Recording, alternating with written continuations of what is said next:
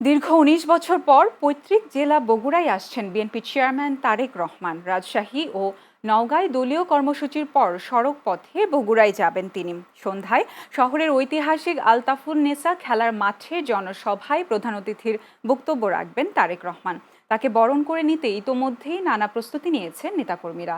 বৃহস্পতিবার বেলা 12:30টায় রাজশাহীর ঐতিহাসিক মাদ্রাসা মাঠে নির্বাচনী জনসভায় বক্তব্য রাখবেন তিনি। রাজশাহী, নাটোর ও চাঁপাইনবাবগঞ্জের সমন্বয়ে এই জনসভা অনুষ্ঠিত হবে। এদিন বিকেলে নওগাঁ শহরের এটিএম মাঠে আয়োজিত সমাবেশে যোগ দেওয়ার কথা রয়েছে বিএনপি চেয়ারম্যানের। কর্মসূচি ঘিরে এসব জেলায় চলছে শেষ সময়ের জোর প্রস্তুতি। ব্যাপক উচ্ছ্বাস, উৎসাহ, উদ্দীপনা বিরাজ করছে নেতাকর্মীদের মাঝে। সমাবেশে ব্যাপক সংখ্যক লোকজনের সমাগম ঘটানোর প্রস্তুতি নিয়েছে স্থানীয় বিএনপি। 12 তারিখ যুব সমাজ এবং ছাত্র সমাজ তারেক রহমানকে বিপুল ভোটে বিজয়ী করে আগামীতে প্রধানমন্ত্রী করবে এবং দেশ গড়ার যে তারেক রহমানের পরিকল্পনা সেটা বাস্তবায়নে যুব সমাজ এবং ছাত্র সমাজ এগিয়ে আসবে বলে আমরা আশা করি।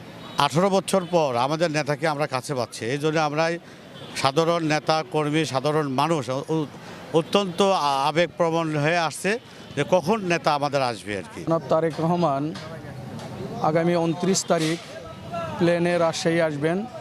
রাজশাহী মিটিং করবেন, সেখান থেকে নওগাঁ মিটিং করবেন। নওগাঁ মিটিং করে আদমদিঘি হয়ে কাহালু হয়ে উনি বগুড়ায় আসবেন। দীর্ঘ 19 বছর পর আমাদের বিএনপি চেয়ারম্যান, তারুণ্যের অহংকার জনাব তারেক রহমান বগুড়ায় আসছেন। বগুড়ায় এখন একবারে মাঠ পর্যায় থেকে সবার উচ্ছ্বাসে আনন্দে ভাসছে যে তারেক রহমান কখন আসবে। দেশনায়ক তারেক রহমান বগুড়ার প্রার্থী হয়েছেন। উনি যেমন প্রথম সংসদ সদস্য প্রার্থী হিসেবে বগুড়াকে বেছে নিয়েছেন, তার পিতৃভূমিকে বেছে নিয়েছেন, অনুরূপভাবে আমাদেরও এটি একটি বড় সৌভাগ্য। আমরা নিজেদেরকে অসম্ভব সৌভাগ্যবান মনে করি।